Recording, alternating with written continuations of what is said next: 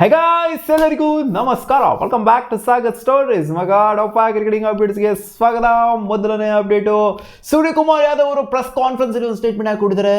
ಏನಪ್ಪ ಇವಾಗ ಏನು ನಾವು ಇದೇ ಲೆವೆನ್ ಆಡಿಸ್ತೀವಪ್ಪ, ಇದೇ ಬ್ಯಾಟಿಂಗ್ ಕಾಂಬಿನೇಷನ್ ಜೊತೆಗೆ ಹೋಗ್ಬಿಡ್ತೀವಿ, ಏನು ಚೇಂಜ್ ಮಾಡ್ಬಿಡ್ಬೇಕಾ? ನೀವು ಕೇಳ್ಬಿಟ್ರಿ ಅಂದರೆ ಚೇಂಜ್ ಮಾಡ್ಬಿಡ್ಬೇಕಾ ನಾವು? ಏನು 3 ಡಕೌಟ್ ಆಗ್ಬಿಡ್ತು ಅಂದರೆ ಚೇಂಜ್ ಮಾಡ್ಬಿಡ್ಬೇಕಾ ನಾವು?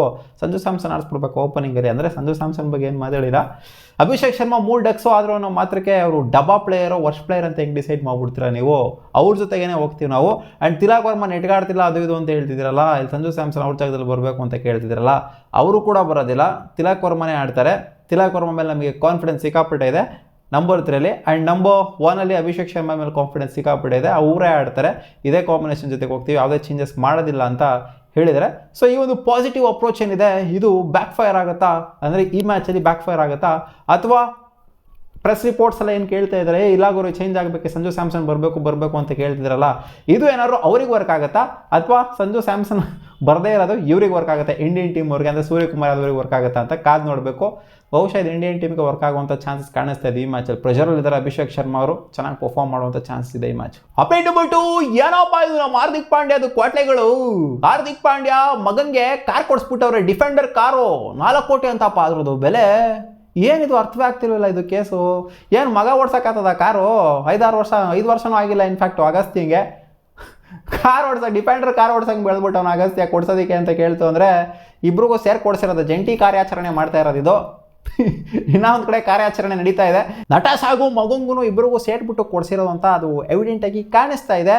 ನಮ್ಮ ಮನೇಲಿ ಏನು ಮಗಂಗೆ ಕೊಡ್ಸೋ ಥರ ಆಗೋಗ್ಬಿಟ್ಟೈತೆ. ನಮ್ಮ ಮನೇಲಿ ನಮ್ಮ ಅಪ್ಪಂಗೆ ಸೈಕಲ್ ಕೇಳಿದಿದ್ರೆ ಮಕ್ಕೋಗ್ಬಿಟ್ಟು ಅಮಿಕೊಂಡು ಹೋಗಲ್ಲ ಸ್ಕೂಲ್ಗೆ ಅಂತ ಅನ್ನೋರು, ಇಲ್ಲಿ ನೋಡ್ತು ಅಂದರೆ ಚಿಕ್ಕ ಹುಡುಗಂಗೆ ಡಿಫೆಂಡರ್ ಕಾರ್ ಅಂತೆ. ಏನಪ್ಪ ಇದು ಕಾಲ ಎಲ್ಗೋಯ್ತು? ನಮ್ಮ Hardik Pandya. Update number 3, Harry Brook ಒಂದು ಸ್ಟೇಟ್ಮೆಂಟ್ ಕೊಟ್ಟಿದ್ರೆ, ದ 100 ಲೀಗಲ್ಲಿ ಇಂಡಿಯನ್ ಬೇಸ್ಡ್ ಫ್ರಾಂಚೈಸ್ಗಳೆಲ್ಲ ಏನಿದಾವೋ ಅವರು ಪಾಕಿಸ್ತಾನಿ ಪ್ಲೇಯರ್ಸ್ಗಳನ್ನ ಪಿಕ್ ಮಾಡಲ್ಲ, ಬ್ಯಾನ್ ಮಾಡ್ತಿದ್ದೀವಿ ನಾವು ಒಂಥರ ಅಪ್ಡೇಟ್ ನಾವು ಕೊಡ್ತಾ ಇದ್ದಂಗೆ ಈ ಕಡೆಯಿಂದ ಹ್ಯಾರಿ ಬ್ರೂಕರ್ ಅವರು ಒಂದು ಸ್ಟೇಟ್ಮೆಂಟ್ ಕೊಟ್ಟಿದ್ರೆ, ಇಂಗ್ಲೀಷ್ ಪ್ಲೇಯರು. ಅವ್ರು ಹೇಳ್ತಾರೆ ಪಾಕಿಸ್ತಾನಿ ಪ್ಲೇಯರ್ಸ್ಗಳನ್ನ ಆಡಿಸ್ಬೇಕು, ಕರೆಸ್ಬೇಕು, ಎಲ್ಲ ಪ್ಲೇಯರ್ಸ್ಗಳು ಕೂಡ ಸ್ವಾಗತ ಮಾಡ್ಬೇಕು ನಾವು ಕ್ರಿಕೆಟ್ ಅಂತ ಬಂದಾಗ.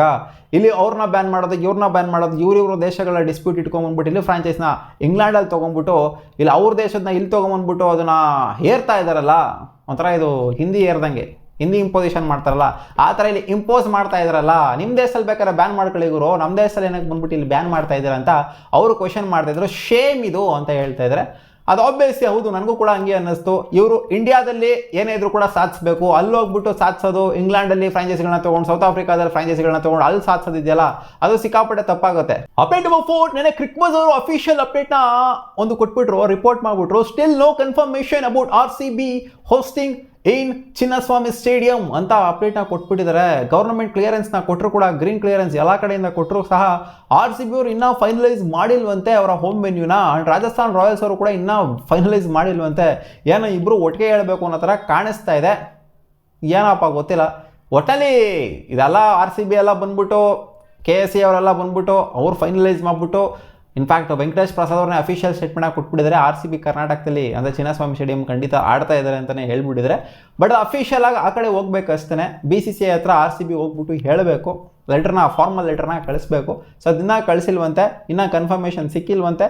ಸೊ ಅದಕ್ಕೋಸ್ಕರ ಇನ್ನೂ ಶೆಡ್ಯೂಲು ಡಿಲೇ ಪ್ರೋಸೆಸ್ ಹಂಗೆ ಇದೆಯಂತೆ. RCBನೂ ಕನ್ಫರ್ಮ್ ಮಾಡಿಲ್ವಂತೆ, ರಾಜಸ್ಥಾನ್ ರಾಯಲ್ಸು ಕೂಡ ಕನ್ಫರ್ಮ್ ಮಾಡಿಲ್ವಂತೆ. ಆ್ಯಂಡ್ ಕನ್ಫರ್ಮ್ ಅಂತ ಹೇಳೋದಕ್ಕಾಗೋದಿಲ್ವಂತೆ. ಇಲ್ಲೇ ಆಡ್ತಾರೆ, ಚಿನ್ನಸ್ವಾಮಿಲೇ ಆಡ್ತಾರೆ ಎಲ್ಲ ಮ್ಯಾಚ್ ಅಂತ ಕನ್ಫರ್ಮ್ ಆಗಿ ಹೇಳೋಕ್ಕಾಗಲ್ವಂತೆ. ಇನ್ನೂ ಸಹ ನೋಡೋಣ ಅದೇನು ಮಾಡಬೇಕು ಅಂತ ಹೊರಟವ್ರೆ ಅಂತ ನಮ್ಮ RCB. Update number 5, Shikhar Dhawan first ಇನ್ನಿಂಗ್ಸ್ನ ಮುಗಿಸ್ಬಿಟ್ಟು, ಕ್ರಿಕೆಟಲ್ಲಾಗಿರಲಿ ಲೈಫಲ್ಲಾಗಿರಲಿ ಅಂದರೆ ರಿಲೇಷನ್ಶಿಪ್ ವೈಸ್ ಹೇಳ್ತಾ ಇರೋದು, ಫಸ್ಟ್ ಇನ್ನಿಂಗ್ಸ್ನ ಮುಗಿಸ್ಬಿಟ್ಟು ಸೆಕೆಂಡ್ ಇನ್ನಿಂಗ್ಸ್ನ ಇವಾಗ ಸ್ಟಾರ್ಟ್ ಮಾಡ್ಕೊಂಡ್ಬಿಟ್ಟವ್ರೆ. ಅವರ ಕ್ರಿಕೆಟಿಂಗ್ ಜರ್ನಿ 2.0 ಹೆಂಗಿರ್ತದೋ ಗೊತ್ತಿಲ್ಲ. ಅಂದರೆ ಏನು ಕಾಮೆಂಟ್ರಿಗೆ ಬರೋದು, ಜೊತೆ ಕೋಚಿಂಗ್ ಫೀಲ್ಡಿಂಗ್ ಬರೋದು, ಅವೆಲ್ಲ ಮಾಡ್ತಾರೋ ಮಾಡೋದಿಲ್ಲ ಗೊತ್ತಿಲ್ಲ. ಬಟ್ ಲೈಫಲ್ಲಂತೂ ಅಂದರೆ ರಿಲೇಷನ್ಶಿಪ್ ವೈಸು 2ನೇ ಇನ್ನಿಂಗ್ಸ್ನ ಸ್ಟಾರ್ಟ್ ಮಾಡ್ಕೊಂಡ್ಬಿಟ್ಟಿದ್ದಾರೆ. ನೋಡಿ ಗುರು, ಮದುವೆ ಆಗೋರೆ 40+ ಶಿಖರ್ ಧವನ್ ಸೋಫಿಯಾನ್ ಅವರಿಗೆ ಮದುವೆ ಆಗ್ಬಿಟ್ಟಿದ್ದಾರೆ. ಸೊ ಓಕೆ, ಏನೋ ಗಾಡ್ಸ್ ಪ್ಲಾನ್ ಇರುತ್ತಲ್ಲಪ್ಪ, 2 ಮದುವೆ ಆಗಬೇಕು ಅಂತ. 2 ಸುಳಿ ಇದ್ದವ್ರಿಗೆ ಮಾತ್ರ 2 ಮದುವೆ ಆಗೋದು ಅಂತ ಅಲ್ಲ, ಯಾರಿಗೆ ಬೇಕಾದ್ರೂ ಆಗ್ಬೋದು 2ನೇ ಮದುವೆ. ಅದಾಗ್ತಿದೆ, ಆಗಿದೆ ಇನ್ಫ್ಯಾಕ್ಟು ಶಿಖರ್ ಧವನ್ಗೆ. ಮತ್ತೆ ಸಿಗುವ ಮುಂದೆ ಉಳಿದಿಲ್ಲ ಗಾಯ್ಸ್. ಇಷ್ಟ ಆಗಿರೋ ಕ್ರಿಕೆಟಿಂಗ್ ಅಪ್ಡೇಟ್ಸು. ಈ ವಿಡಿಯೋ ಸ್ವಲ್ಪ ಇಷ್ಟ ಆಗಿರೋ ಲೈಕ್ ಮಾಡಿ.